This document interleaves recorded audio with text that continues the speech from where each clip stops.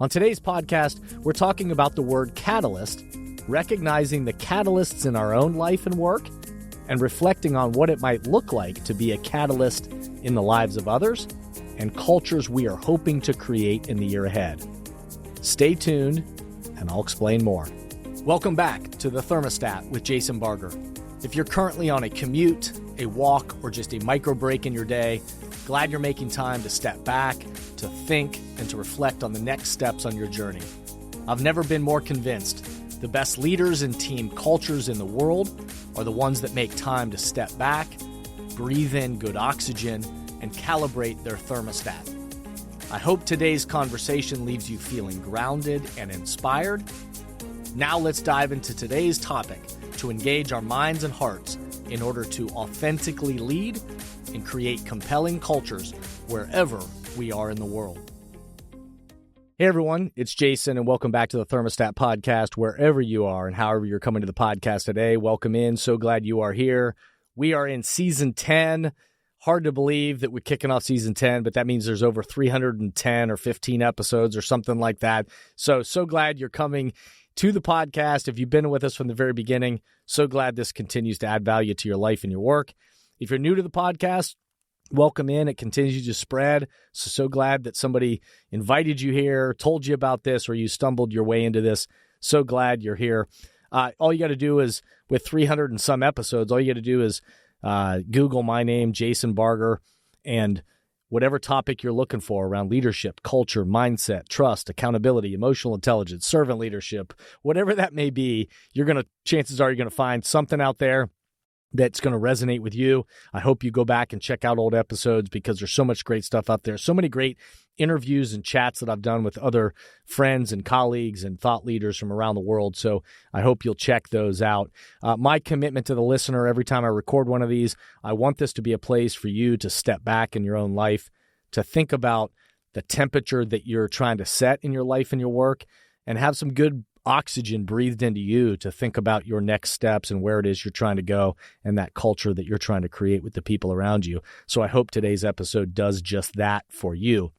Before we dive into the episode, if you'll do me the quick favor, rate the podcast 5 stars, subscribe, of course, if you haven't done that already. Leave an authentic review in your own words. That's always helpful to the algorithms when they see real people, not bots, but real people saying, hey, this is something you ought to listen to. And this is the why it's redeeming in the world today. And then lastly, every time you share the podcast, when you say, hey, check this out, tell a friend about it, have your team at work listen and say, hey, let's listen and talk about it. Those are the ways in which this spreads. And I'm very appreciative for everybody that takes a moment to do that. Thank you so much. Some of you know that there's a word that I've been thinking about a lot lately, and the word is catalyst. The word has been bouncing around my mind now for a couple of months, and I've been researching, learning, and reflecting on what it means to be a catalyst. I know that there have been many people and moments in my life that have been catalysts for me. People or moments that have stimulated progress for me or propelled me in a certain direction. We all need catalysts. So I've been reflecting.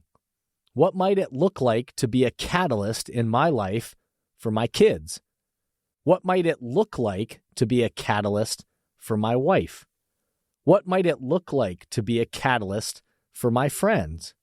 And of course, what does it look like to be a catalyst within the teams and organizations I serve and support as they develop the types of leaders and cultures they desire for the future?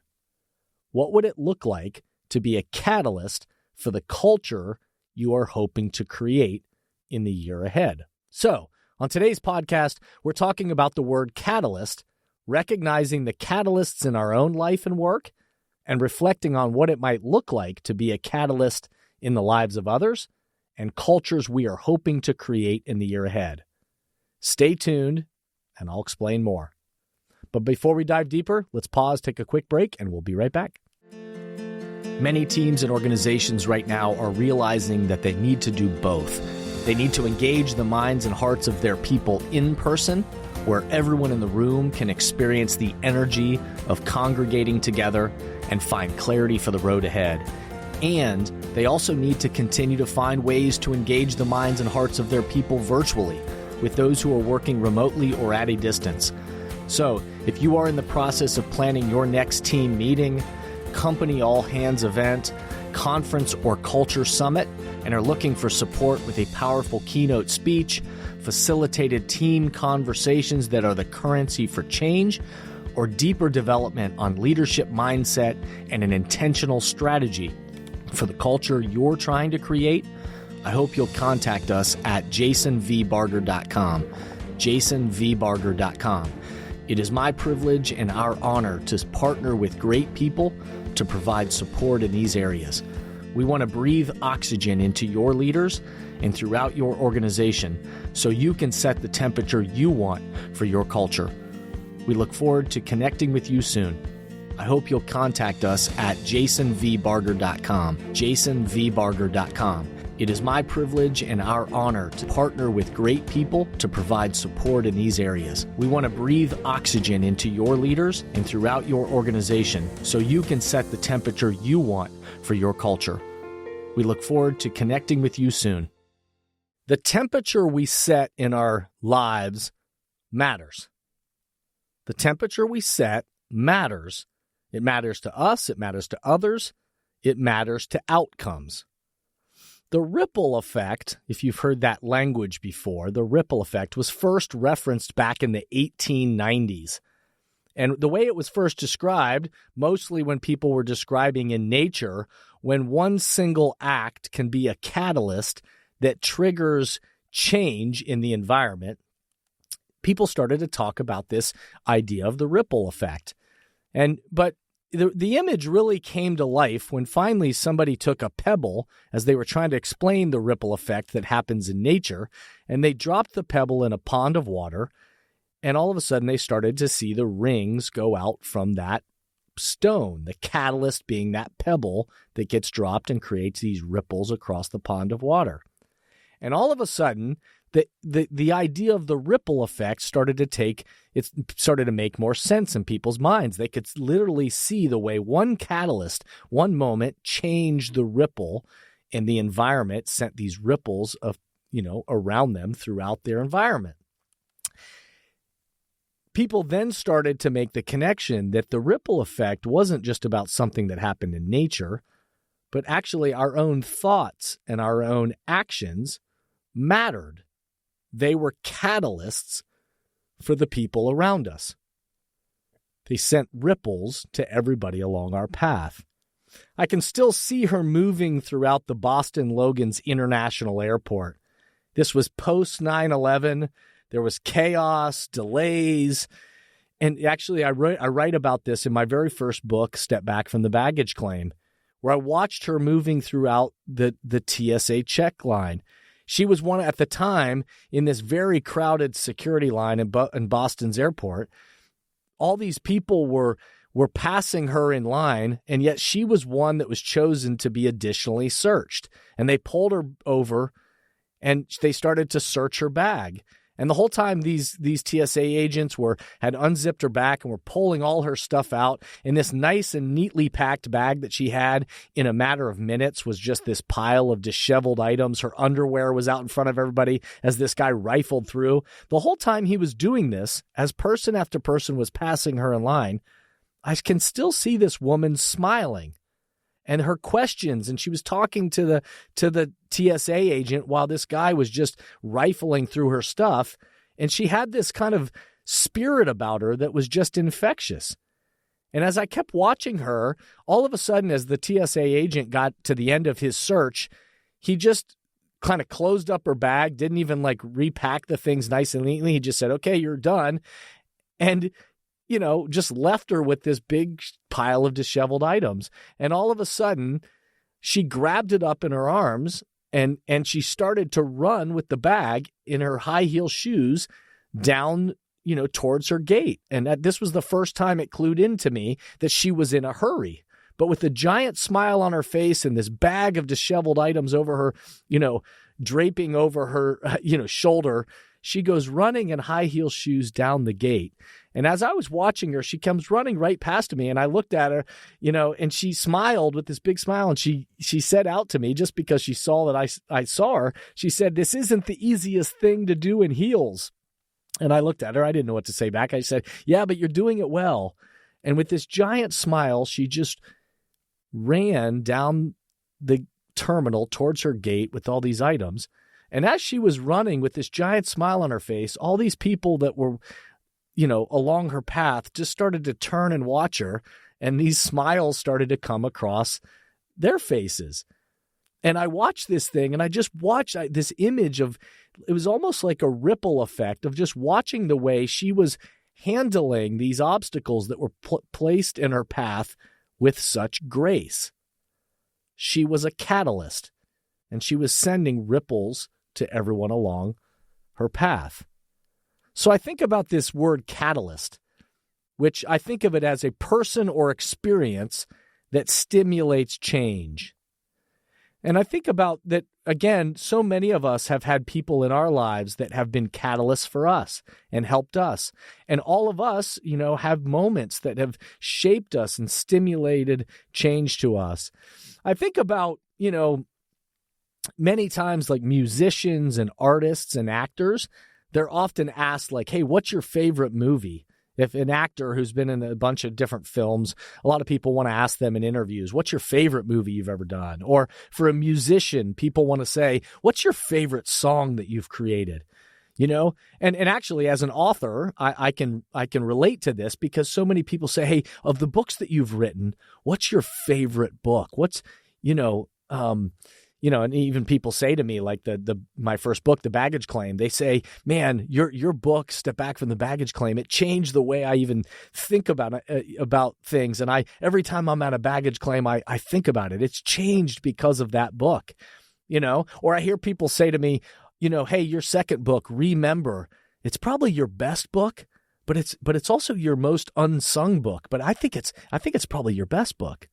I've heard people say to me, "Man, Thermostat Cultures, your third book, it has had such a wide appeal. Like, I love that book." Or my most recent book, Breathing Oxygen. I had somebody the other day stop me like, "That was your best book, man. Man, I can see the way you've grown and those ripples in your life."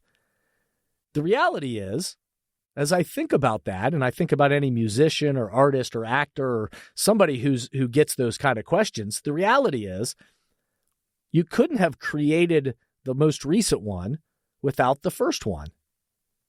I couldn't have written one book without the other. Each was a catalyst. And if I'm honest, I couldn't have written the first book without the people, the moments, and experiences that have been catalysts for me. My parents, my siblings, my friends, teachers, coaches, mentors, my wife, my kids, all that have been catalysts that have sent ripples to me throughout my life. They've been catalysts for me. I couldn't have created anything without those ripples that have come before me. And as I think about the people that have been catalysts for me, I also recognize that I have been a catalyst for others. And it anchors this thought that our thoughts and our actions matter. They send ripples out in the world. I'm guessing as you're listening right now, you probably, if I invited you to, you could step back yourself and you could pause and think about the people or the experiences, the moments that have been catalysts in your life. Well, it brings us to today in this conversation around what are catalysts and for us, and how can we be a catalyst in the world today with the people in our lives, but also in the organizations, the teams that we serve. The world that we're living and working in right now needs catalysts more than ever. If you remember the stat that I shared towards the end of the year, employee engagement has now reached an all-time, a 10-year low as far as Gallup, their research goes. Gallup also tells us that only 23% of employees say they trust their leaders. Only 20% feel connected to a culture, and yet 90% of people say that's exactly what they want. They want higher trusting relationships with their leaders, and they want to feel more connected to their culture.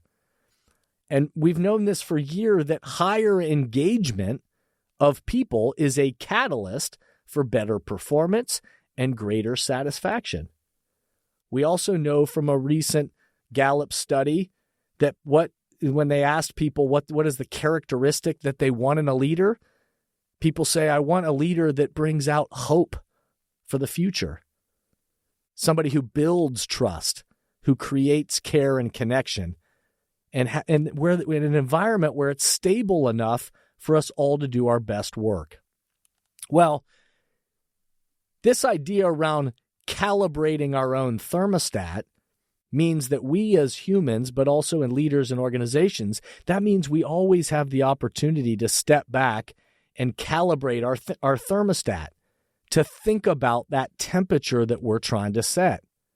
And as I've been thinking about this term catalyst, and then I started to think about the thermostat and this imagery that I often talk about, not only in my book, Thermostat Cultures, but certainly on this podcast, The Thermostat with Jason Barger, there's something interesting about the technology around thermostats. In fact, just like everything in the world today, there are now smart thermostats. There are smart technology that has been incorporated into thermostats, a new add-on technology that has quote-unquote intelligent control that helps the thermostat optimize itself by efficiency. It helps it make adjustments, kind of calibrate itself, and so that it creates the optimal temperature for the environment that it's in. And as I learned more about this smart technology and smart thermostats, I found out that the way they often refer to this new add-on technology is often referred to as a catalyst. The technology itself that helps the thermostat become more efficient and calibrate itself to the environment is often referred to as a catalyst. Which just reminds me again that we are all catalysts for each other. We're catalysts for our teams. We're catalysts for our organizations. And our emotional intelligence, the way that we calibrate our own thermostats, sends ripples to the people around us and stimulates change.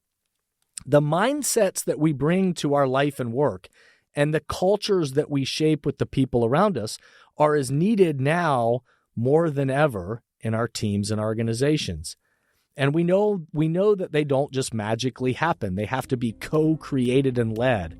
We know that when I talk about the 6A process for leading change and share examples of the cultures that have shaped that future that they want, we know it doesn't happen by accident. It's led, it's intentional, it's developed by the people that are committed to being catalysts for the people around us. So, as always, I'll leave you with some questions to ponder. Who has been a catalyst for you in your life and your work? In what ways would you like to be a catalyst for others in the year ahead? What catalysts are needed to shape the culture you want on your team, in your organization, and into the future? Cheers to you. Cheers to all of us on the path ahead. And I hope this episode resonated with you. I hope that you will, if you have any thoughts, feedback, or ideas, questions, or if we can be of support to the development of people and culture in your organization, I hope you'll send us a message through the jasonvbarger.com website, jasonvbarger.com, or send us an email, info@jasonvbarger.com, and we'll set up time to chat and see if it's a good match to help support you and your team. In the meantime, I hope you'll subscribe, rate, review, and share the podcast with the people in your life and your work that this will resonate with and help amplify these messages even further.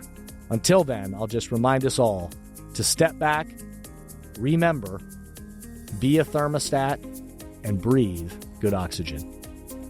Thank you for listening to today's podcast, and I hope the messages and questions stimulate positive change along your path. As always, if these messages resonate with you and add value to your life, I hope you'll help amplify them throughout the world.